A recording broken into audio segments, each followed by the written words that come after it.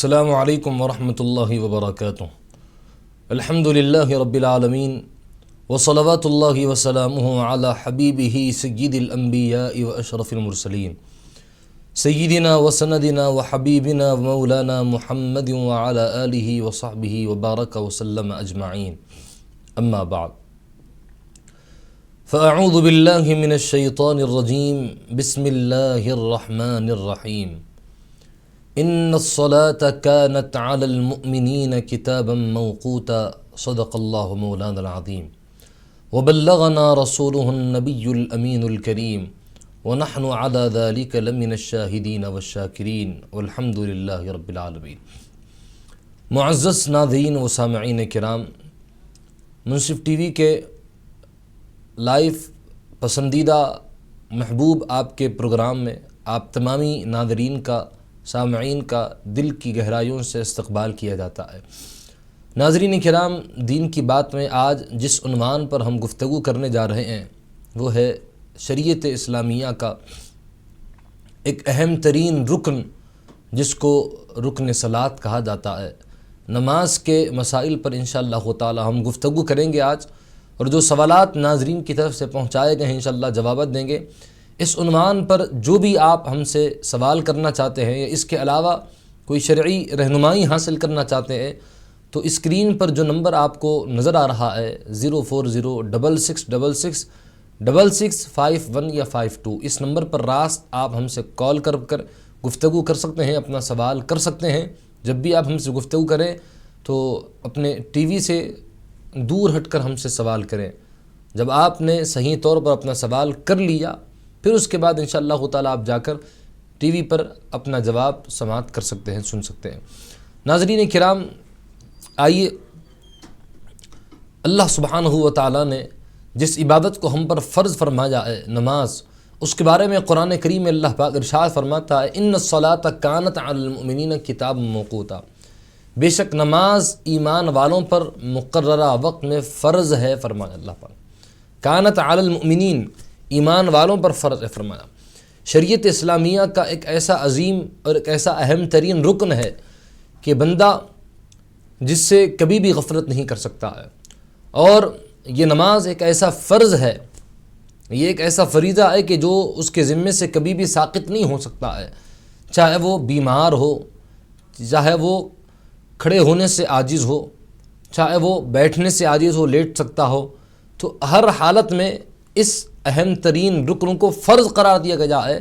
اس کی طاقت اور اس کی قوت کے مطابق اس کے احکامات الگ الگ ہو جائیں گے، اس کے قوانین الگ ہو جائیں گے، اس میں بندے کی طاقت اور قوت کے اعتبار سے سہولتوں کے ساتھ اس عبادت کو فرض کیا گیا ہے، تاکہ بندہ کبھی بھی اس سے غفلت نہ کرے، کبھی بھی مکمل طور پر اس فریضے کو اللہ سبحانہ و تعالیٰ نے جو فرض کیا ہے صحیح طور پر انجام دے سکے۔ ناظرین کرام،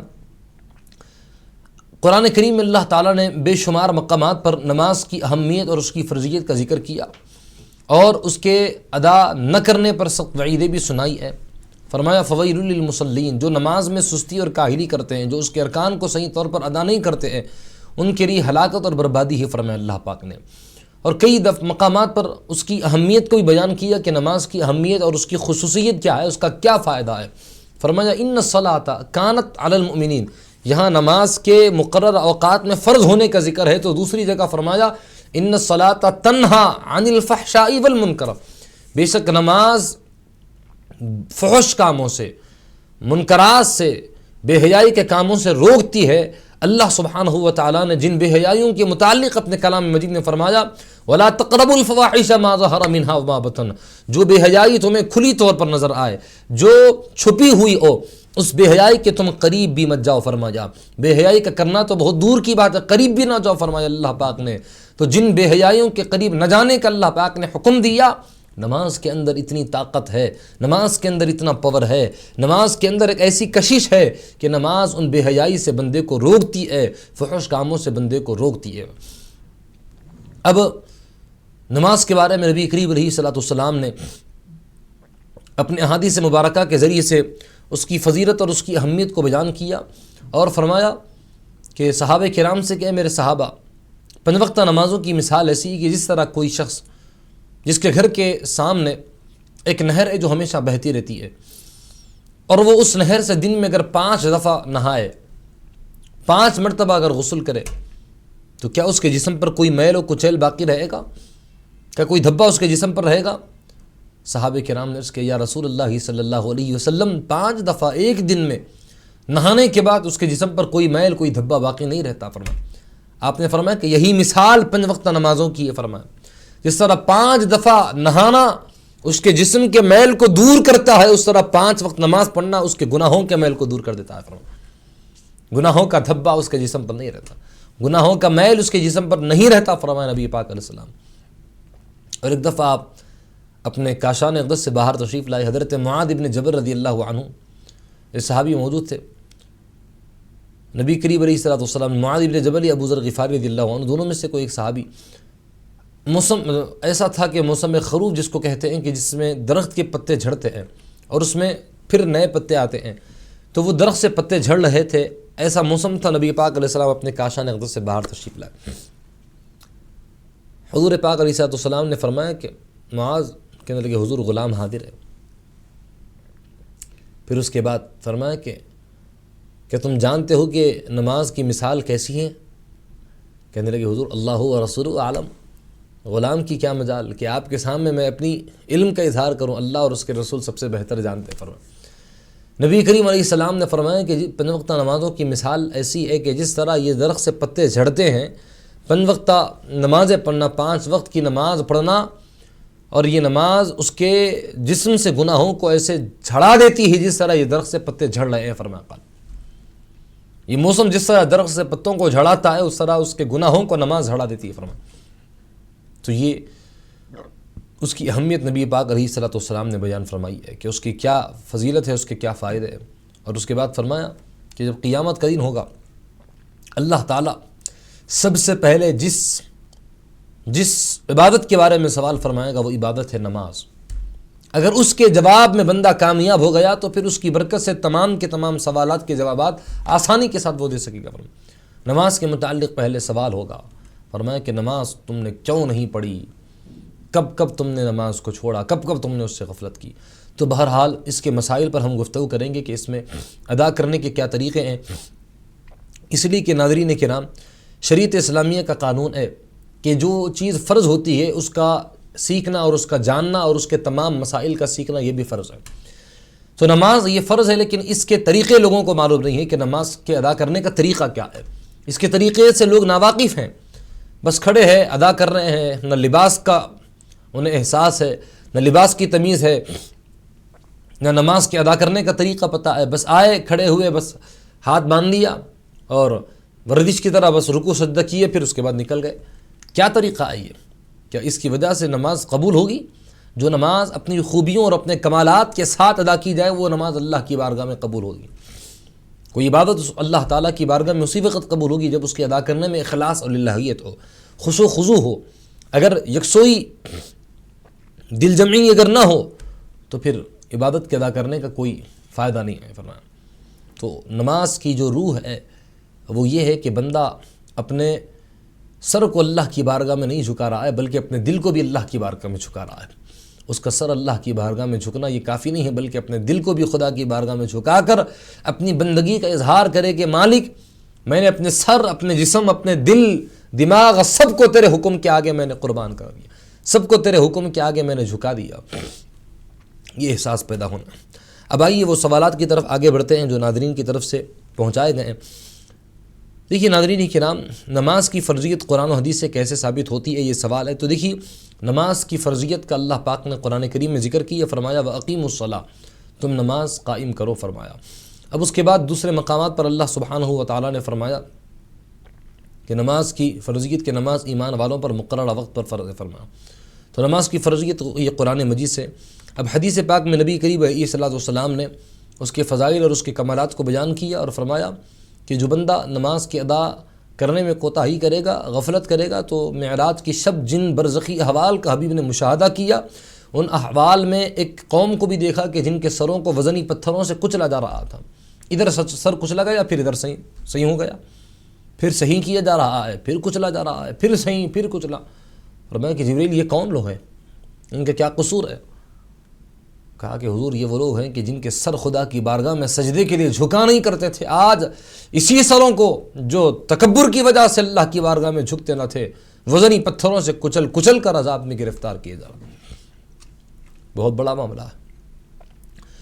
اب نماز کے فرائض ارکان کتنے ہیں، ہر ایک کی مختصر وضاحت کریں، یہ سوال ہے۔ تو دیکھیے نماز کے فرائض اور ارکان کتنے ہیں، تو دیکھیے کہ نماز کے ارکان کی جو نماز کے اندرونی فرائض ہیں، اندرونی نماز کے اندر جو کیے جانے والے افعال اور اعمال ہیں، وہ یہ ہیں کہ تکبیر تحریمہ اور ایک قیام کھڑا ہونا، یہ بھی رکن ہے نماز کا، کہ اگر کوئی باوجود یہ کہ وہ کھڑے ہونے کی طاقت رکھے لیکن پھر بھی کھڑا نہ ہو، اس کی نماز نہیں ہو سکتی ہے، تو قیام ہے۔ پھر دوسرا قرات، قرآن مجید کی کوئی ایک آیت کا تلاوت کرنا فرض ہے، فرض۔ پھر اس کے بعد رکوع، سجدہ، نماز کو اپنے فعل سے مکمل کرنا، اب اپنے ارادے سے نماز کو ختم کرنا، یعنی کوئی ایسا عمل کرنا جو نماز کے منافی ہو۔ مثال کے طور پر کسی کو سلام یا کسی کو سلام کا جواب، یا قبلے سے اپنا چہرہ، اپنا سینہ پھیر لینا، یہ تمام کے تمام جو بھی طریقہ ہے، یہ نماز کے ارکان ہے، ارکان، واجبات تھیں ارکان۔ تو ارکان کا درجہ یہ واجب سے اونچا ہوتا ہے۔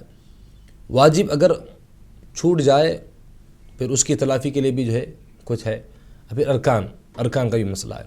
اب اس پر ہم جو ہے گفتگو کریں گے۔ ایک کالر لائن پر موجود ہے، دیکھتے ہیں وہ کیا جاننا چاہتے ہیں۔ السلام علیکم۔ ہلو، وعلیکم السلام۔ جی بھائی، کون اور کہاں سے بات کر رہے ہیں؟ میں محمد مقصود علی، سرسوتی نگر، چنتل کنٹا چیک پوسٹ، جی جلوی جی نگر۔ جی بھائی، سوال بتائیے اپنا۔ یہ گھر میں جب نماز پڑھ رہے ہیں جی تو کرسی پہ پڑھ رہے ہیں تو بنڈوں پہ پڑھ سکتے ہیں؟ نہیں، مصلی بچھا کے اس پہ کرسی رکھنا پڑتا؟ کس پر؟ فرش پر؟ فرش پہ۔ اچھا جی سمجھ گئے۔ یعنی مصلی بچھا کر پڑھنا ہے یا بغیر مصلی بچھا کر بھی کرسی پر بیٹھ کر پڑھ سکتے ہیں، یہ جاننا چاہتے ہیں نا؟ ہاں، اور ایک جی، مسجد میں جانماز پہ کرسی کیسا رکھنا؟ اچھا جی مسجد میں۔ اور تیسرا کیا ہے، گھر میں جب نماز پڑھ رہے فرض تو اقامت بولنا نہیں؟ جی ٹھیک ہے بھائی، آپ کا جواب دیا جائے گا انشاءاللہ۔ تو نماز کے مسائل پر ہم گفتگو کر رہے تھے، اسی کے متعلق بھائی نے سوال کیا چنتل مٹ سے۔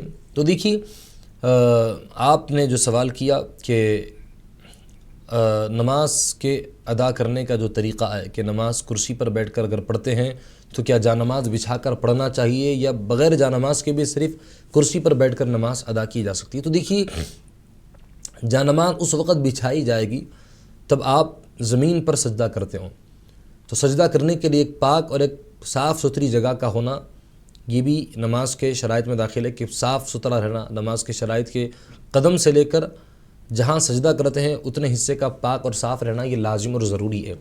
جب آپ زمین پر نماز پڑھتے ہیں تو پھر ایسی صورت میں آپ جانماز بچھا کر نماز پڑھیں گے، مصلی بچھائیں گے۔ جب آپ کرسی پر نماز پڑھتے ہیں تو ضروری نہیں ہے مصلی بچھا کر نماز پڑھنا، بغیر مصلی بچھائے کے بھی صرف کرسی پر بیٹھ کر آپ نماز ادا کر سکتے ہیں۔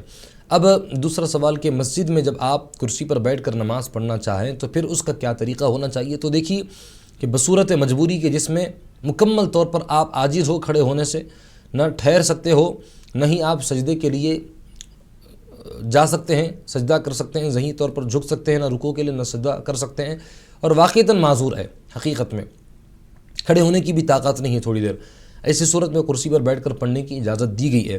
اب کرسی پر اگر بیٹھ کر اگر آپ کو نماز پڑھنا ہے تو پھر اس کے لیے طریقہ یہ ہے کہ آپ مسجد کے کسی صف کے بیچ میں نہیں، صف کے بیچ میں کرسی رکھنا نہیں، وہ صف کے آداب کے خلاف ہے۔ صف کے کونے میں، صف کے بالکل اخیر میں، صف کے کونے میں کرسی رکھ کر آپ کرسی پر نماز ادا کر سکتے ہیں، کرسی پر بیٹھ کر آپ نماز ادا کر سکتے ہیں۔ کھڑے ہونے کی طاقت ہے تو کھڑے ہوں، اگر جھک نہیں سکتے ہیں یا سجدہ نہیں کر سکتے ہیں تو کرسی پر بیٹھ کر اشارے کے ساتھ، یعنی رکوع کے لیے تھوڑا جھکیں گے، پھر اگر سجدہ کرنا ہو تو پھر رکوع سے زیادہ سجدے کے لیے جھکیں گے، پھر اس طریقے سے جو ہے آپ نماز پڑھیں گے۔ اپنے ہاتھ دونوں آپ کے جو ہے رانوں پر رہیں گے، ہاتھ کو آگے نہیں بڑھائیں گے، اب ہاتھ آپ کے رانوں پر ہی رہیں گے، رانوں پر ہاتھ رکھتے ہوئے آپ رکوع کے لیے جھکیں گے، پھر اس کے بعد سر اٹھا کر سجدے کے لیے رکوع سے تھوڑا زیادہ جھکیں گے، رکوع کی بنسبت سجدے کے لیے زیادہ جھکیں گے۔ یہ طریقہ ہے کرسی پر بیٹھ کر نماز پڑھنے کا۔ لیکن اگر مجبوری اگر نہ ہو، اگر آپ قیام کھڑے ہو سکتے ہیں 1 منٹ کے لیے بھی اگر آپ کھڑے ہو سکتے ہیں تو پھر 1 منٹ کے لیے کھڑے ہونا آپ پر فرض ہے۔ ایسا نہیں کہ کرسی پر بیٹھے تو شروع سے ہی بیٹھ کر نماز پڑھیں، جتنی دیر تک آپ کھڑے ہو سکیں۔ اس کے بعد آپ کے پاؤں اگر کانپنے لگ جائے، کھڑے ہونے کی طاقت پاؤں سے اگر ختم ہو جائے، بیٹھنا اگر ضروری ہو جائے، پھر ایسی صورت میں آپ کو بیٹھنے کی اجازت ہے۔ ورنہ اگر آپ 20 سیکنڈ بھی کھڑے ہو سکتے ہیں، قیام فرض ہے نماز میں، قیام جو ہے رکن میں داخل ہے، 20 سیکنڈ بھی اگر آپ کھڑے ہو سکتے ہیں تو پھر اتنی دیر بھی آپ کھڑے رہیں، پھر اس کے بعد آپ بیٹھ سکتے ہیں۔ اب یہ رہا۔ اور ایک سوال آپ نے جو کیا کہ اگر گھر میں نماز پڑھ رہے ہیں تنہا تو کیا اقامت کہہ کر نماز ادا کرنا چاہیے یا بغیر اقامت کے بھی دے سکتے ہیں؟ تو دیکھیے، اذان اور اقامت یہ سنت ہے، جماعت کے ساتھ نماز پڑھیں، چاہے وہ نماز ادا ہو یا نماز قضا ہو، لیکن اقامت کہنا سنت ہے۔ اگر آپ گھر میں تنہا نماز پڑھیں تو تنہا نماز پڑھنے والے کے لیے بھی اقامت کہنا یہ بہتر ہے۔ اب اگر جماعت کے ساتھ نماز پڑھیں تو پھر ضروری ہے اقامت کہنا، اقامت کہہ کر ہی آپ نماز جماعت کے ساتھ ادا کریں، چاہے گھر میں پڑھیں یا پھر کسی اور مقام پر پڑھیں یا پھر سفر میں ہو یا کہیں پر بھی ہو، اقامت دے کر آپ نماز پڑھیں۔ گھر میں اگر آپ ایک آدمی کے ساتھ بھی اگر جماعت بنا رہے تو پھر اقامت دینا ضروری ہے۔ اگر تنہا بھی نماز پڑھ رہے ہیں تو بہتر ہے کہ اقامت دے کر آپ نماز ادا کریں۔ یہ جو ہے آپ کا جو سوال تھا اس کا ہم نے صحیح طور پر جواب جو ہے قرآن و سنت کی روشنی میں دیا ہے۔ جی ایک اور سوال، ایک کالر لائن پر موجود ہے، دیکھتے ہیں وہ کیا جاننا چاہتے ہیں۔ السلام علیکم۔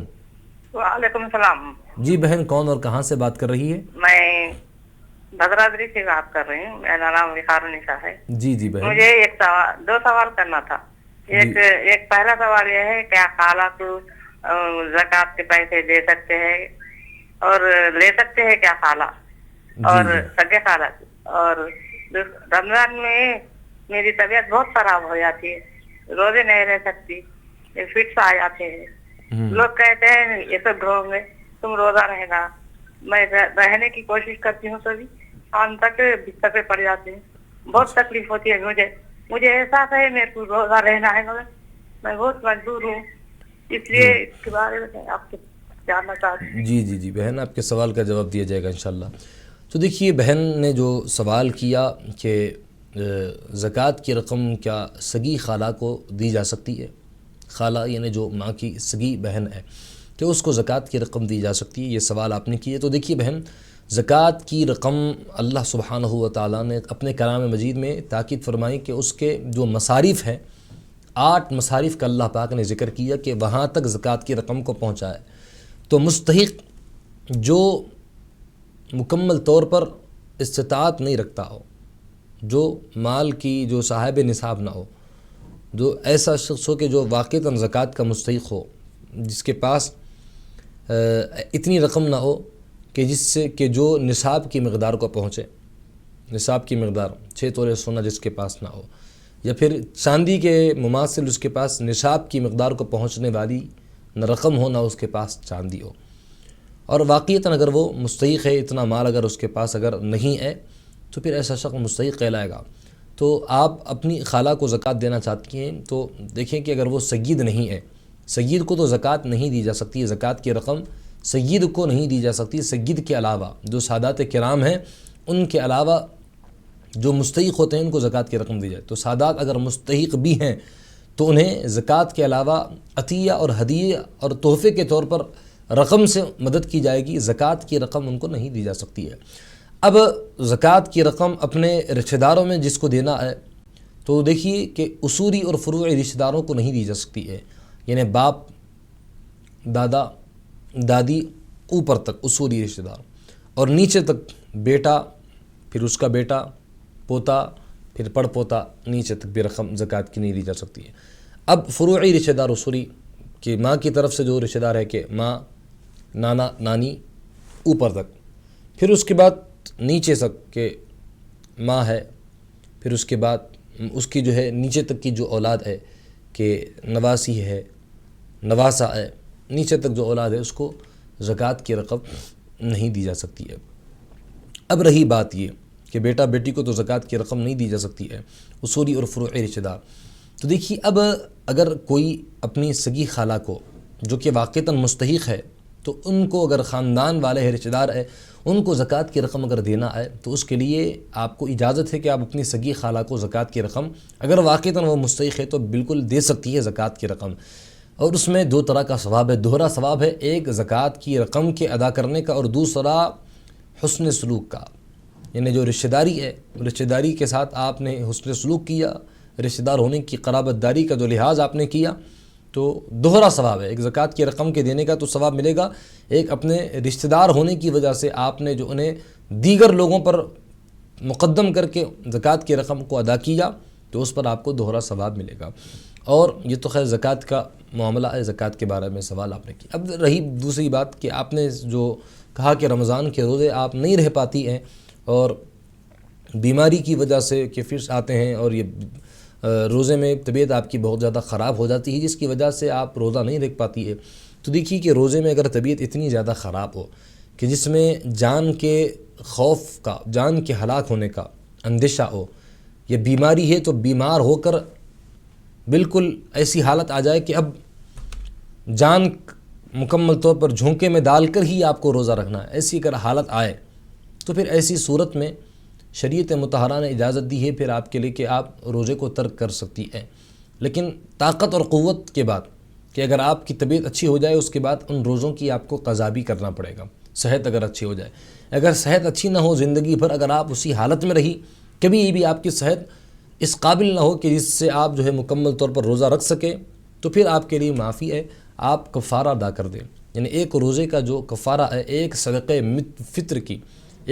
فطر کی مقدار، یعنی جامع جامع کے فتوے کے مطابق 1.25 کلو جو گیہوں ہے، 1.25 کلو گیہوں کی جو رقم ہے وہ رقم کو آپ جو مستحق ہیں جن کو زکوٰۃ کی رقم دی جائے ان تک آپ پہنچاتے ہیں۔ ایک روزے کے بدلے 1.25 کلو گیہوں خیرات کرنے کے برابر جو قیمت ہے وہ قیمت، یا پھر گیہوں تو گیہوں جو چاہے آپ ادا کر سکتے ہیں ہر روزے کے بدلے میں۔ لیکن اگر یاد رکھیں کہ اگر بعد میں طاقت اور قوت آ جائے تو پھر ایک ایک کر کے روزوں کی قضا بھی کرنا ضروری ہے۔ لوگ یہ سمجھتے ہیں کہ بیماری رمضان میں آتی ہے کسی کو اور رمضان جاتے ہی مکمل طور پر صحت اور تندرست مند ہو کر کھڑے ہو جاتے ہیں اور انتہائی چست ہو جاتے ہیں، اب کوئی چیز باقی نہیں رہی، سب چیزیں چلتی ہیں، سب کام چلتے ہیں اور دنیا باہر کے کام، گھر کے کام، سب کام کرتے رہتے ہیں۔ لیکن بعض لوگوں کو میں کہہ رہا ہوں، یہ آپ کی بات نہیں کر رہا ہوں میں، بعض لوگ ایسے ہوتے ہیں، کافی لوگ دیکھنے میں آتا ہے کہ رمضان آتے ہی بیماری بڑھ جاتی ہے، اب رمضان جاتے ہی بس عید کے دن سے شیر خرما پی، اس کے بعد سے بہترین طبیعت ان کی ہوئی اور زبردست طریقے سے صحت مند ہو گئے، یہ رشتہ دار کے پاس ملنے جا رہے ہیں، وہ رشتہ دار کے پاس ملنے جا رہے ہیں، یہ خاندان والوں کے پاس ملنے جا رہے ہیں، وہ خاندان والوں کے پاس، اب چل رہے ہیں بہترین طریقے سے ہر جگہ پھرتے رہ رہے ہیں۔ روزوں کا جب معاملہ ہے تبھی جا کے طبیعت خراب، یہ کیا بات ہے؟ یہ طریقہ صحیح نہیں ہے، ایسا نہیں ہونا چاہیے۔ عبادات شریعت مطہرہ نے فرض کی ہیں، اللہ تعالیٰ نے انسان کو پیدا کیا تو اس کی پیدائش کا مقصد بیان کیا کہ عبادت، تو جس مقصد کے لیے اللہ نے پیدا کیا وہ مقصد ختم ہو گیا تو پھر فائدہ کیا ہماری دنیا میں رہنے کا؟ تو اپنے اوقات کو غنیمت جانیں، اللہ پاک نے جب صحت اور تندرستی دی ہے تو اس میں اس کی اتنی زیادہ عبادت کر لیں کہ بیمار ہونے کے بعد آپ کو وہ حسرت باقی نہ رہے، وہ افسوس نہ رہے کہ کاش اگر میں اپنی جوانی میں عبادت کر لیتا تو پھر آج مجھے یہ حالت اور یہ دن دیکھنا نہیں پڑتا تھا، تو یہ افسوس نہ رہے۔ تو اس لیے مکمل طور پر اللہ تعالیٰ کی عبادت کے لیے اپنے آپ کو تیار رکھیں۔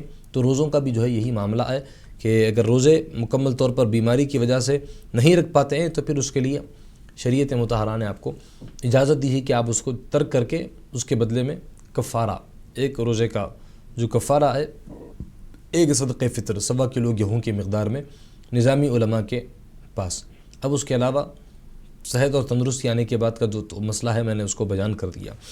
اب دیکھیے ناظرین کرام، نماز کے حوالے سے ہم گفتگو کر رہے تھے کہ نماز کے مسائل اور نماز کے احکام، اس پر جو ہے ہم بات کر رہے تھے۔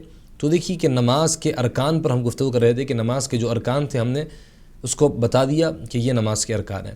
اب تکبیر تحریمہ کا حکم کیا ہے اور اس میں ہاتھ اٹھانے کا صحیح طریقہ کیا ہے، یہ سوال۔ تو دیکھیے تکبیر تحریمہ یہ وہ عمل ہے کہ جس کی وجہ سے کوئی نماز کے اندر داخل ہوتا ہے۔ نماز میں انٹری اسی عمل سے ہوتی ہے، تکبیر تحریمہ۔ پہلے تو نیت کرتے ہیں، نیت تو بہت زیادہ ضروری ہے، نیت دل کے ارادے کا نام ہے۔ اس کے بعد تکبیر تحریمہ جو ہے کہ نماز شروع کرتے وقت اللہ اکبر کے ذریعے سے جو بندہ تکبیر کہہ کے نماز میں داخل ہو جاتا ہے، نماز میں انٹر ہو جاتا ہے، نماز میں اس تکبیر کے ذریعے سے اس کی انٹری ہوتی ہے، جس کو تکبیر تحریمہ کہتے ہیں۔ اب تکبیر تحریمہ کا وقت کیا ہے؟ تو دیکھیے تکبیر تحریمہ نیت کے ساتھ ہی فوراً ادا کرنا ہے۔ اگر آپ نے نیت کیا، نیت کرنے کے بعد کوئی دنیاوی اگر آپ نے بات کی، نیت کر لیا نا اللہ میں 2 رکعت فجر کی، اللہ میں 4 رکعت ظہر کی نماز پڑھتا ہوں، یہ نیت کرنے کے بعد اگر آپ نے دنیاوی بات کر لی کہ تھوڑا پانی لے کے آؤ، تھوڑا چائے لے کے آؤ، تھوڑا وہ لوگ آ رہے ہیں ذرا ان کو بٹھاؤ، اس طریقے سے اگر آپ نے نیت کے بعد اگر دنیاوی کوئی گفتگو کر لی آپ نے، تو پھر سے آپ کو نیت کر کے بغیر کسی گفتگو کے نماز شروع کرنا چاہیے۔ بات کر لیا، کوئی بات نہیں ہونا چاہیے، نیت اور تکبیر تحریمہ کے بیچ میں کوئی گفتگو نہیں ہونا چاہیے۔ نیت کرتے ہی فوراً آپ تکبیر تحریمہ کے لیے ہاتھ اٹھائیں گے۔ اب ہاتھ اٹھانے کا طریقہ کیا ہے کہ اگر مرد ہے تو ہاتھ کی انگلیوں کو اس طرح ملا کر نہیں رکھے گا، ہاتھ کی انگلیوں کو تھوڑا سا کشادہ، اس طرح جس طرح میرا ہاتھ دیکھ رہے ہیں اس طرح کشادہ رکھیں گے، اور دونوں جو انگوٹھے ہیں وہ دونوں انگوٹھے اپنے کان کی جو للکی ہے، یہ جو کان کی جو للکی ہے وہ کان کی للکی تک دونوں انگوٹھے اس طرح لے کے جائیں گے، اس طرح بھی ہاتھ نہیں کریں گے اور اس طرح بھی نہیں کریں گے ہاتھ، اس طرح ہاتھ جو ہے اس طرح آپ ہاتھ باندھیں گے، ہاتھ اس طرح اٹھائیں گے، اور آپ کی جو ہتھیلیاں ہیں وہ ہتھیلیوں کا رخ قبلے کی طرف ہو، ہتھیلیاں اور یہ ہاتھ کی جو انگلیاں ہیں وہ انگلیوں کا رخ قبلے کی طرف ہو، ایسا اس طرح سے ہلکا ایسا ہاتھ اٹھائیں گے کان تک۔ یہ جو ہے مرد کے تکبیر تحریمہ کا۔ پھر اس کے بعد اللہ اکبر کر کے ہاتھ اٹھائیں گے، پھر تینوں انگلیوں کو ایسا اوپر کر کے، پھر یہ انگلی، پھر یہ انگوٹھا ادھر رکھ کر تینوں انگلیوں کو بالکل رکھ کر پھر آپ ہاتھ باندھ دیں گے۔ ابھی جب عورت تکبیر تحریمہ کے لیے ہاتھ اٹھانا چاہیے تو اس کے لیے مرد کی طرح تکبیر تحریمہ کے لیے ہاتھ کانوں تک نہیں اٹھانا چاہیے، بلکہ اس کو دونوں ہاتھ ملا کر رکھنا چاہیے، ملا کر اس طرح دونوں انگوٹھے پورے انگلیاں مکمل طور پر ملا لیں، انگلیاں ملائیں، اور ہاتھ اس کے جو ہے ایک کاندھے تک، جو اس کے شولڈر ہے بس وہ شولڈر تک اس طرح کہہ کر اپنے سینے پر اپنا ہاتھ باندھ لے گی اگر عورت تکبیر تحریمہ۔ تو یہ تکبیر تحریمہ کا طریقہ ہے۔ اب تکبیر تحریمہ کا قیام کی حالت میں ہونا یہ شرط ہے، قیام یعنی کھڑے ہونے کی حالت میں۔ کچھ لوگ کرتے ہیں کہ اگر امام رکوع میں ہے تو آئے رکعت مل جاتی ہے یہ سوچ کر تیزی سے آتے ہیں، تکبیر تحریمہ کہتے ہی رکوع میں چلے جاتے ہیں، تو ہوتا یہ ہے کہ آدھا تکبیر تحریمہ ان کا قیام کی حالت میں، کھڑے ہونے کی حالت میں ادا ہوتا ہے، پھر آدھا تکبیر تحریمہ ان کا رکوع کی حالت میں ادا ہوتا ہے، تو یہ صحیح نہیں ہے۔ اس کی وجہ سے آپ کی نماز ہی شروع نہیں ہوئی، نماز میں آپ کی انٹری ہوئی ہی نہیں ابھی۔ تو کب ہوگی نماز میں انٹری؟ تکبیر تحریمہ کے وقت آپ مکمل طور پر کھڑے ہوں، اس کو یوں جھکا کر بھی تکبیر تحریمہ نہیں کہیں گے، سر سیدھا رہے گا مکمل اس طرح سے، سمجھ رہے ہیں؟ سر آپ جھکا کے ہاتھ نہیں کریں، سر سیدھا رہے گا، بغیر طأطأۃ الرأس کے الفاظ فقہ کی کتابوں میں کہ سر کے جھکائے بغیر آپ تکبیر تحریمہ کہیں گے، تو یہ تکبیر تحریمہ۔ تو تکبیر تحریمہ کا قیام کی حالت میں ہونا یہ شرط ہے۔ اگر آپ تکبیر تحریمہ کہتے ہوئے رکوع میں چلے گئے تو پھر آپ کا تکبیر تحریمہ ہوا ہی نہیں، نماز میں آپ داخل ہی نہیں ہوئے قیام کی حالت میں۔ امام رکوع میں بھی چلا جائے تو وہ رکعت اگر نہ بھی ملی تو بعد میں پڑھ سکتے ہیں آپ، لیکن تکبیر تحریمہ صحیح نہیں ہوا تو پھر آپ کی نماز ہی نہیں ہوگی۔ تو اس لیے قیام کی حالت میں ادا کریں، ادا کر کے پھر تھوڑا توقف کریں ایک مرتبہ تسبیح پڑھنے تک، پھر اس کے بعد آپ رکوع میں جائیں گے تو پھر آپ کا یہ تکبیر تحریمہ صحیح ہوگا۔ اب دیکھیے کہ سورۃ الفاتحہ کے بغیر نماز ہوتی ہے یا نہیں، یہ سوال ہے۔ تو دیکھیے سورۃ الفاتحہ کا جہاں تک مسئلہ ہے کہ سورۃ الفاتحہ یہ نماز میں اس کا ادا کرنا یہ لازم اور ضروری ہے۔ قرآن مجید کی ایک آیت کا پڑھنا یہ فرض ہے۔ اب سورہ فاتحہ یہ واجب ہے نماز میں، اور فرض نماز کی 2 رکعتوں میں سنت اور نفل کی تمام رکعتوں میں سورہ فاتحہ کا پڑھنا واجب ہے۔ فرض نماز کی ابتدائی جو 2 رکعتیں ہیں، اسٹارٹنگ کی جو 2 رکعت، وہ 2 رکعت میں پڑھنا یہ سورہ فاتحہ واجب ہے۔ اگر سورہ فاتحہ کو نہ پڑھا تو پھر اس کی نماز ہی نہیں ہوتی ہے، سورہ فاتحہ کو نہ پڑھا تو اس کی نماز نہیں ہوتی۔ تو سورہ فاتحہ کا یہ حکم ہے کہ سورہ فاتحہ کا پڑھنا نماز میں واجب ہے، اگر نہ پڑھے نماز نہ ہوئی۔ اگر بھول گئے سورہ فاتحہ کا پڑھنا، پہلی رکعت میں پڑھنا بھول گئے تو پھر اس کو تیسری رکعت میں پڑھ سکتے ہیں۔ جب تیسری رکعت میں سورہ فاتحہ پڑھ کے پھر بعد میں آپ اس کو جو واجب کو آپ نے جو ترک کیا، جو تاخیر کیا واجب کے ادا کرنے میں، پھر اس کے کفارے کے طور پر آپ سجدے سہو کر لیں گے اخیر میں۔ جو بھی آپ کا سوال ہے آپ اسکرین پر دیے گئے نمبر پر راست ہم سے گفتگو کر کے سوال کر سکتے ہیں، انشاءاللہ تعالی ہم اس کا جو بھی ہے قرآن و سنت کی روشنی میں جواب دیں گے۔ تو جو سوالات ناظرین کی طرف سے پہنچائے گئے اس کے ہم جوابات دے رہے تھے، جس میں ایک وقفے میں جانے سے پہلے سورہ فاتحہ کے بغیر کیا نماز ہوتی ہے یا نہیں، اس کے متعلق سوال تھا، اس پر جو ہے ہم نے جواب دیا۔ اب آئیے کہ قرات میں بلند آواز اور آہستہ آواز کا حکم کن نمازوں میں ہے، کہ جب نماز میں قرآن مجید کا پڑھنا تو یہ واجب ہے، ضروری ہے قرآن مجید کا قرات کرنا۔ اب قرآن مجید بلند آواز سے پڑھنا یا آہستہ آواز میں پڑھنا، یہ کن نمازوں میں؟ تو دیکھیے کہ جو نماز سری ہے اس میں قرآن کریم کو آہستہ پڑھیں، اور جو نماز جہری ہے اس میں بلند آواز سے پڑھیں۔ جہری نمازیں فجر، مغرب، عشاء، یہ 3 جہری نمازیں ہیں، اس میں قرات بالجہر یعنی آواز سے، بلند آواز سے قرات کرنا ہے، جماعت سے نماز پڑھ رہے ہو۔ جب تنہا نماز پڑھیں تو پھر اس میں جتنی نمازیں پوری نمازوں میں قرات آہستہ کریں جب تنہا نماز پڑھیں۔ ظہر اور عصر کی نماز یہ سری نماز ہے، اس میں قرات آہستہ کریں، قرات اس میں بلند آواز سے نہ کی جائے، قرات آہستہ کی جائے گی۔ تو یہ نمازیں ہیں جس میں قرات جو آہستہ۔ اب اگر مقتدی ہے امام کے پیچھے، ایک سوال کہ امام کے پیچھے مقتدی کیا پڑھے، فاتحہ پڑھے یا خاموش رہے؟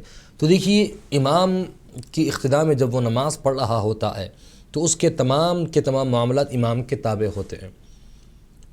امام کا پڑھنا مقتدی کی طرف سے کافی ہو جاتا ہے، اس کو الگ سے پڑھنے کی ضرورت نہیں پڑتی ہے، امام کو الگ سے کوئی چیز پڑھنے کی ضرورت نہیں پڑتی ہے، امام کا قرات کرنا مقتدیوں کی طرف سے کافی ہو جاتا ہے، مقتدی کو الگ سے کوئی چیز پڑھنے کی ضرورت نہیں پڑتی ہے۔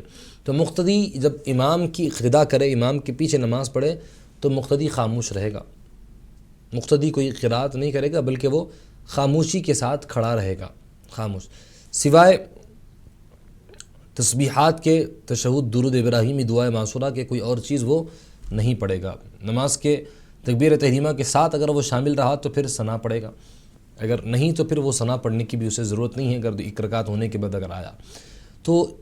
مقتدی کا امام کے پیچھے قرات کرنا یہ مکروہ تحریمی ہے، چاہے سورہ فاتحہ ہو یا کوئی بھی سورت ہو۔ یہ امام جو پڑھ رہا ہے مقتدی کو یاد ہے تو مقتدی ریپیٹ نہیں کرے گا، دہرائے گا نہیں، بلکہ خاموشی کے ساتھ کھڑا رہے گا۔ اللہ پاک کا فرمان ہے وَإِذَا قُرِئَ الْقُرْآنُ فَاسْتَمِعُوا لَهُ وَأَنصِتُوا لَعَلَّكُمْ تُرْحَمُونَ، جب قرآن پڑھا جائے تو تم غور سے سنو اور خاموش رہو تاکہ تم پر رحم کیا جائے، فرمائے۔ اب رکوع اور سجود کی کم سے کم مقدار کیا ہے، کہ کتنی مقدار میں رکوع اور سجدہ کرنا ہے، اس کی کم سے کم مقدار کیا ہے؟ تو دیکھیے رکوع اور سجدے کی مقدار کہ رکوع میں جو تسبیحات پڑھتے ہیں سبحان ربی العظیم، 1 مرتبہ تسبیح پڑھنے تک رکنا یہ واجب ہے، اور 3 مرتبہ کہنے تک رکنا یہ سنت ہے۔ تو سنت ہے 3 مرتبہ کہنے تک، تو رکوع میں 3 دفعہ تسبیح کہیں سبحان ربی العظیم، سبحان ربی العظیم، پھر اس سے سر اٹھانے کے بعد اتنی دیر تک آپ کھڑے رہے کہ جس میں آپ 1 مرتبہ تسبیح پڑھ سکیں، اتنی دیر تک کھڑے رہنا آپ پر واجب ہے۔ تعدیل ارکان نماز میں بہت زیادہ ضروری ہے۔ سجدے میں بھی اسی طرح کے سجدے میں 1 مرتبہ تسبیح پڑھنے تک رکنا یہ واجب ہے، اور 3 دفعہ پڑھنے تک رکنا یہ سنت ہے۔ تو اس کی یہ مقدار ہے۔ سجدے سے سر اٹھانے کے بعد جب آپ بیٹھیں گے، 2 سجدوں کے بیچ میں، 2 سجدوں کے درمیان میں جب آپ بیٹھیں گے تو اس میں 1 دفعہ سبحان اللہ، 1 دفعہ تسبیح پڑھنے تک بیٹھنا واجب ہے، اور 3 دفعہ تسبیح پڑھنے تک بیٹھنا یہ سنت ہے۔ اتنی دیر تک آپ رکیں، وقفہ لے، بریک، اٹھے گی بغیر انہیں 1 سیکنڈ کے اندر پھر آپ سجدہ کر لی تو پھر آپ کا سجدہ صحیح نہیں ہوگا۔ تو سجدہ کرنے کے لیے لازم اور ضروری ہے کہ 1 مرتبہ تسبیح پڑھنے تک بیٹھنا، توقف کرنا یہ ضروری ہے۔ ایک کالر لائن پر موجود ہے، دیکھتے ہیں وہ کیا جاننا چاہتے ہیں۔ السلام علیکم۔ وعلیکم السلام جی بہن، کون اور کہاں سے بات کر رہی ہے؟ میں کرناٹک سے بات کر رہی ہوں۔ جی بتائیے کیا سوال ہے آپ کا؟ ابھی تم نے زکوٰۃ کے بارے میں بتایا تھا نا، جی جی جی، وہ ہمارے بھائی کے بیٹے کو دے سکتے کیا؟ اچھا، آپ کے بھائی کے بیٹے کو؟ ہاں جی جی جی، ٹھیک ہے بہن، اور کوئی سوال؟ وہی پوچھنا تھا، اس کو میرے بھائی کے بیٹے کو ماں باپ نہیں ہے، اچھا جی جی جی، اس لیے دینے آ سکتا۔ بھائی کے بیٹے آپ کے سگید ہے یا نہیں ہے؟ کون بھی نہیں اسے، سگید ہے وہ، سگید؟ ہاں سگا میرا بھائی کا بیٹا۔ ہاں جی ٹھیک ہے بہن، آپ کے جو ہے سوال کا جواب دیں گے انشاءاللہ تعالی۔ تو دیکھیے جو بہن نے سوال کیا کہ زکوٰۃ کی رقم کا جہاں تک معاملہ ہے کہ زکوٰۃ کی رقم کہ ان کے سگے بھائی کے بیٹے کو دی جا سکتی ہے یا نہیں دی جا سکتی، یہ سوال کیا کہ سگا بھائی کا بیٹا یعنی وہ ان کا بیٹا نہیں ہوتا ہے بلکہ سگے بھائی کا بیٹا ہے، سگے بھائی کا بیٹا یعنی ان کا بھانجا، ان کا بھتیجا ہوتا ہے، تو کیا ان کو زکوٰۃ کی رقم دی جا سکتی ہے؟ نہیں دی جا سکتی۔ تو دیکھیے زکوٰۃ کی رقم کے دینے کے لیے میں نے ابھی جو ذکر کیا کہ اصولی اور فروعی جو رشتہ دار ہیں ان کے علاوہ دوسروں کو زکوٰۃ کی رقم دی جا سکتی ہے۔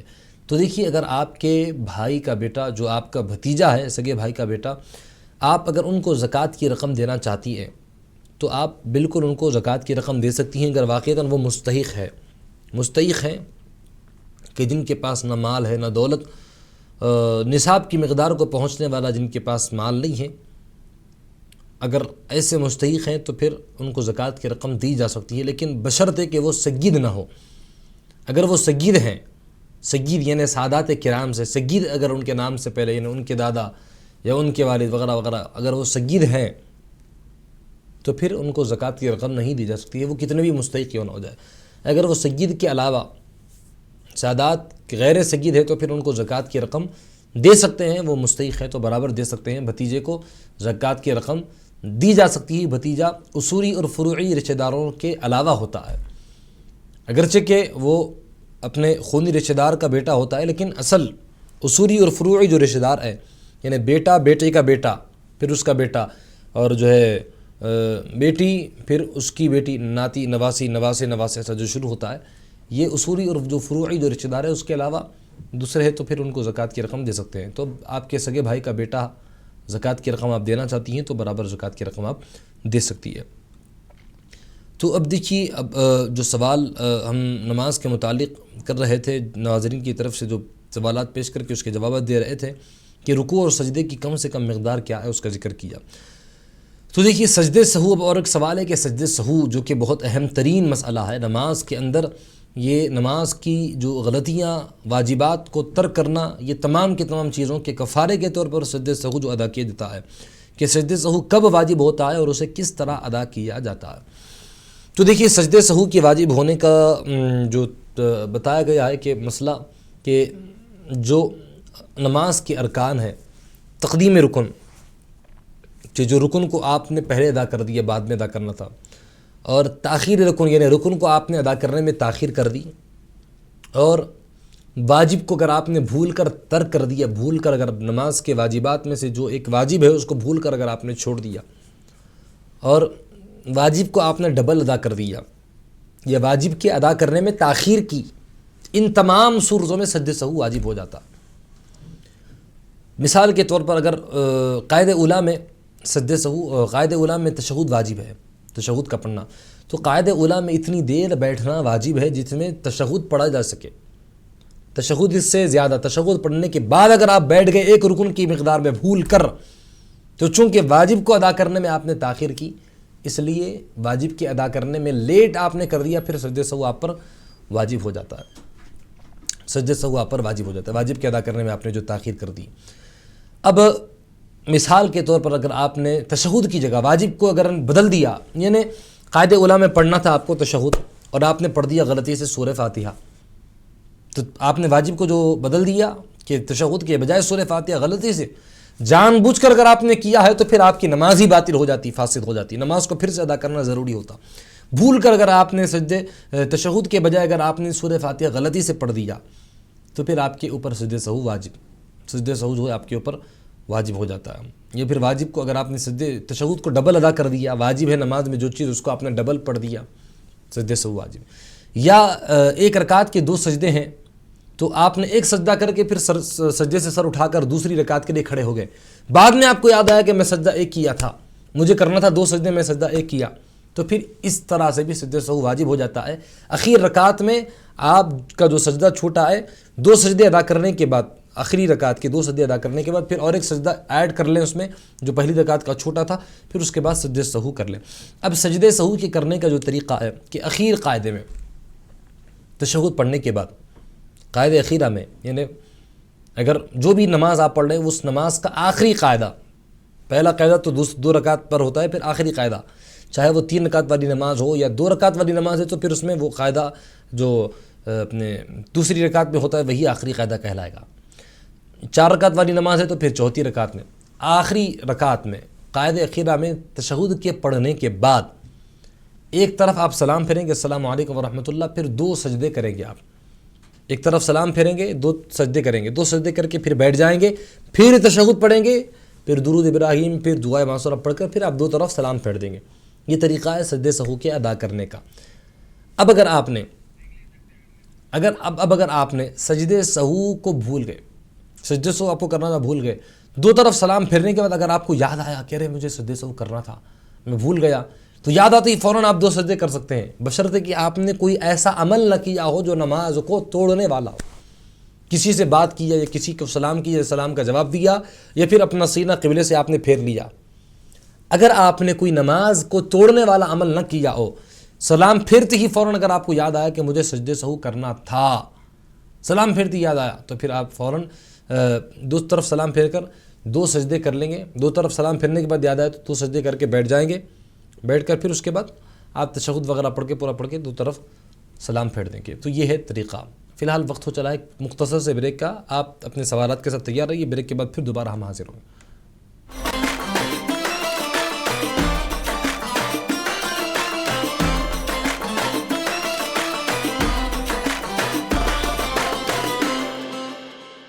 خوبصورت مشاعروں اور قوی سمیلن کا حسین سنگم. ہے زندگی کتنی خوبصورت، ابھی انہیں یہ پتہ نہیں ہے. کوئی بہت پیار کرنے والا جنہیں ابھی تک ملا نہیں ہے. کیا ہے عمر بھر تنہا سفر تو کیفیت یوں ہے، کوئی اب ساتھ چلتا ہے مجھے اچھا نہیں لگتا. اگر یہ جرم ہے میں جرم کا اقبال کرتی ہوں، کوئی اردو سے جلتا ہے مجھے اچھا نہیں لگتا. بج رہا ہے جو میری سانسوں میں نغمے جسم و جان سمجھتی ہوں. لوگ ہندی زبان کہتے ہیں، میں تو اردو کو ماں سمجھتی ہوں. واہ واہ واہ واہ. لوگ جھگڑے میں نوالے بھی گنا دیتے ہیں، تربیت کیسی ہوئی ہے یہ بتا دیتے ہیں. ایسے لوگوں سے تو دوری ہی رہے بہتر ہے، جو برے وقت میں اوقات دکھا دیتے ہیں. تم سے ایک اچھا رشتہ ہو جائے گا، ڈر ہے کہ اب سب پھیکا ہو جائے گا. کیا کہنا؟ ایک لڑکی کو کیوں چپ کرتی ہے دنیا، سن لو اس کا من ہلکا ہو جائے گا. واہ واہ واہ. پھول کے رنگ کو تتلی کے حوالے کر دوں، غالب و میر کو تلسی کے حوالے کر دوں. آج آپس میں ملا دوں میں سگی بہنوں کو، یعنی اردو کو میں ہندی کے حوالے کر دوں. دیکھیے محفل مشاعرہ ہر سنیچر رات 10:30 بجے صرف منصف ٹی وی پر.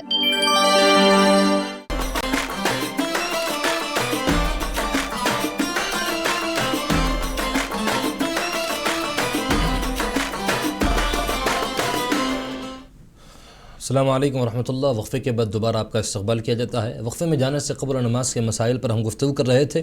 ایک مسئلہ کہ نماز میں سجدے سہو جو کہ بہت اہم ترین مسئلہ تھا، اس کو کب ادا کیا جائے، کیسے ادا کیا جائے، اس کو ہم نے بیان کر دیا. اب دیکھیے کہ نماز میں کتنی دیر کا وقفہ نماز کو فاسد کر دیتا ہے. تو دیکھیے نماز جس کی وجہ سے فاسد ہوتی ہے اس کے کافی زیادہ مسائل ہیں کہ اگر آپ نے بھول کر کسی کو سلام کر دیا یا کسی کے سلام کا جواب دے دیا، یا آپ نماز پڑھ رہے تھے، کوئی تحریر آپ کے سامنے تھی، کوئی تحریر اردو یا انگلش عربی یا قرآن کی کوئی آیت تھی، نماز کی حالت میں اگر آپ نے اس کو دیکھ کر پڑھ دیا اپنی زبان سے تو آپ کی نماز فاسد. پھر سے آپ کو نماز پڑھنا ضروری ہے. سجدے سہو سے بھی جس کی تلافی ممکن نہیں ہے. تو یہ مسئلہ ہے کہ کوئی بھی تحریر نماز پڑھتے پڑھتے اگر آپ کی نظر پڑ گئی، سامنے کچھ کور رکھے ہوا تھا جس پر کچھ کور پر کچھ لکھا ہوا تھا، اس کو پڑھ دیا، یا کوئی تغرا تھا جس میں قرآن مجید کی آیت تھی، بسم اللہ لکھا ہوا تھا، بسم اللہ ہی اگر آپ نے پڑھ دیا نماز کی حالت میں دیکھ کر کسی چیز کو جہاں لکھا ہوا تھا، نماز آپ کی فاسد ہو جاتی ہے. دیکھیے نماز میں ہنسی، رونا یا بلا وجہ حرکت کرنا کیا حکم رکھتا ہے. تو نماز میں کھلکھلا کر ہنسنا جس سے آواز پیدا ہو جائے، یہ نماز اور وضو دونوں کو توڑ دیتا ہے. اس کی وجہ سے نماز بھی ٹوٹ جاتی ہے، وضو بھی ٹوٹ جاتا ہے. یہ نماز میں ہنسنا بلا وجہ. اب اگر مسکرائے نماز میں کسی وجہ سے مسکرا دی تو نماز اس کی وجہ سے مکروہ ہوتی ہے، نماز ٹوٹتی نہیں ہے. لیکن ایسے آواز سے اگر ہنسنا کہ جس سے حروف پیدا ہو جائے، جس سے ورڈ پیدا ہو جائے، وہ چیز کی وجہ سے نماز فاسد ہو جاتی ہے. اگر کھلکھلا ہے کہ کھل کھل کھل کھل اس طرح کی اگر آواز آ گئی نماز کی حالت میں، نماز اور وضو دونوں بھی چلا گیا، دونوں بھی ختم ہو جاتے ہیں. اب اگر رونا، دیکھیے کوئی درد یا مصیبت کی وجہ سے اگر رو رہا ہے نماز کی حالت میں تو اس کی وجہ سے نماز فاسد ہو جاتی ہے. پاؤں کے اگر نماز پڑھ رہا تھا، پڑھتے پڑھتے پاؤں میں درد آیا، آہ یا اف کی آواز اس کی زبان سے نکل گئی، نماز اس کی وجہ سے فاسد ہو جاتی ہے. یا کوئی ایسا مریض تھا کہ جو واقعتاً بہت زیادہ تکلیف میں تھا، بے اختیار اس کی زبان سے آہ نکل گیا، بے اختیار اس کی زبان سے نکل گیا آہ، بے اختیار کہ بغیر کسی ارادے کے نکل گیا، تو اس کی وجہ سے نماز فاسد نہیں ہوگی. لیکن نماز میں رونا یا ایسے آواز کے کہ جس سے آواز پیدا ہو جائے، اپنی تکلیف کی وجہ سے رونا نماز کو فاسد کر دیتا ہے. اگر آپ جنت یا دوزخ کا ذکر ہے، عذاب کا ذکر ہے، قرآن مجید پڑھ رہے ہیں کہ عذاب کی جہاں آیتیں آ گئی، اس کو دیکھ کر آپ کے اندر خوف الہی کا جذبہ اور خوف الہی ایک عجیب کیفیت آپ کے اندر پیدا کر دیا، اور اس کی وجہ سے اگر آنکھوں سے آنسو نکل گئے تو وہ نماز کو فاسد نہیں کرتا. اس کے علاوہ کوئی دوسری وجہ ہے یا پھر کوئی دوسرا ریزن ہے، وہ اگر ہے تو نماز اس کی وجہ سے فاسد ہو جاتی ہے. دیکھیے اگر سورہ بھول جائے یا رکوع کے بعد یاد آئے تو کیا کرنا چاہیے. تو دیکھیے کہ نماز میں فرض نماز کی 2 رکعتوں میں سورہ فاتحہ اور ضم سورہ دونوں کا پڑھنا واجب ہے. اور نفل اور سنت ہے، چاہے وہ 4 رکعت والی نفل ہو یا 2 رکعت والی ہو، پوری رکعتوں میں سورہ فاتحہ اور ضم سورہ دونوں کا پڑھنا واجب ہے. نفل کی اور سنت کی پوری رکعتوں میں، فرض کے صرف 2 رکعتوں میں واجب ہے. اب اگر کوئی ضم سورہ پڑھنا بھول گیا، فرض نماز پڑھ رہا تھا، سورہ فاتحہ پڑھا، غیر المغضوب علیہم ولا الضالین، اب پڑھنے کے بعد اگر اس کو پڑھنا تھا ضم سورہ، وہ بھول گیا، ڈائریکٹ اگر رکوع میں چلا گیا، تو رکوع میں جانے کے بعد یاد آیا کہ ارے میں ضم سورہ پڑھنا بھول گیا، تو کیا پھر دوبارہ اٹھ کر اسے پڑھنا چاہیے یا پھر نہیں؟ تو دیکھیے اس کے لیے ضروری نہیں دوبارہ اٹھ کر پڑھیں. 4 رکعت والی اگر نماز تھی تو اس میں پہلی رکعت میں سورہ فاتحہ کے بعد والی جو سورت پڑھنا تھا اس کو اگر بھول گیا تو تیسری رکعت میں فرض نماز کی 4 رکعت والی فرض نماز میں تیسری رکعت میں سورہ فاتحہ کے بعد اس کو پڑھ لے. تیسری رکعت میں جب سورہ فاتحہ پڑھے تو سورہ فاتحہ کے بعد ایک ضم سورہ پڑھ لے اس کو. یا 2 رکعت والی نماز ہے تو 2 رکعت والی اگر نماز ہے تو پھر اس میں تو پھر کوئی وقت ہے نہیں پڑھنے کا. رکوع کرنے کے بعد اگر اس کو یاد آیا تو پھر اس کو پھر دوبارہ لوٹ کر ضم سورہ پڑھنے کی ضرورت نہیں ہے، اس کا وقت چلا گیا، اخیر میں سجدے سہو کر لے گا تو پھر اس کی وجہ سے اس کی نماز ہو جائے گی، بھول کر ہوا نماز ہو جائے گی. اگر 3 رکعت والی نماز میں ہوا، مغرب کی نماز میں اگر ایسا ہوا تو پھر تیسری رکعت میں جب سورہ فاتحہ پڑھے گا، تنہا نماز پڑھا تھا، تیسری رکعت میں جب سورہ فاتحہ پڑھے گا، سورہ فاتحہ کے بعد جو ضم سورہ پہلی رکعت کا بھول گیا تھا، اس ضم سورہ کو اگر پڑھ لیا تو پھر اس کی وجہ سے آخر میں سجدہ سو کرا، اس کی وجہ سے اس کی نماز ادا ہو جائے گی، نماز مکمل طور پہ اس کی ہو جائے گی. یہ ہے سورہ بھول جائے یا رکوع کے بعد یاد آئے تو یہ حکم ہے اس کا. اب امام کی اقتداء میں دیر سے شامل ہونے والا لاحق کیا احکام رکھتا ہے؟ تو دیکھیے مقتدی 4 طرح کے ہوتے ہیں، ایک مدرک، ایک لاحق، ایک مسبوق لاحق. اب لاحق جس کی امام کی 1 رکعت ہونے کے بعد جو آ کر امام کے ساتھ شامل ہوا، امام کی 1 رکعت ہوئی، 1 رکعت ہونے کے بعد آ کر شامل ہوا، اس کے لیے کیا کرنا چاہیے؟ تو دیکھیے اگر مثال کے طور پر فرض کر لیجئے کہ 4 رکعت والی نماز تھی جس میں مقتدی آیا 1 رکعت ہونے کے بعد، 3 رکعت امام کے ساتھ پڑھا، تو اس کے لیے حکم یہ ہے کہ وہ 3 رکعتوں میں امام کی اقتداء کرے گا. 3 رکعتیں.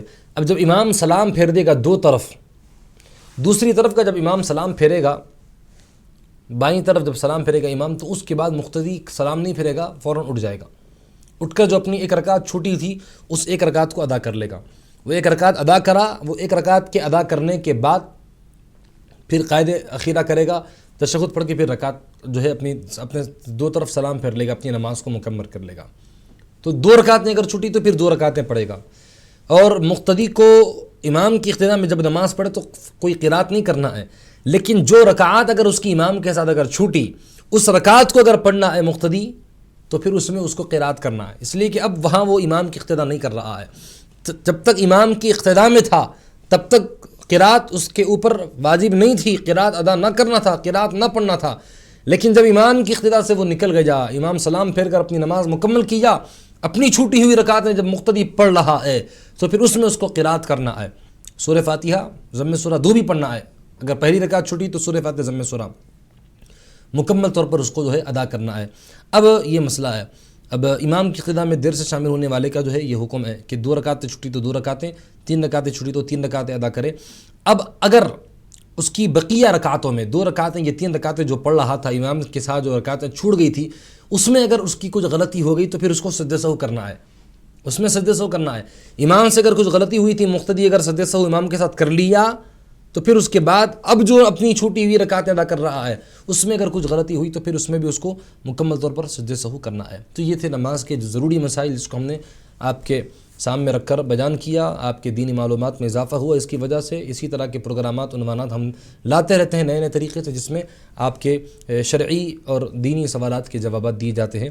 فی الحال پروگرام اپنے اختتامی مراحل کو پہنچ رہا ہے، انشاءاللہ کل ایک نئے موضوع کے ساتھ پھر دوبارہ آپ کی خدمت میں حاضر ہوں گے۔ جب تک کے لیے اجازت دیجیے، السلام علیکم ورحمۃ اللہ وبرکاتہ۔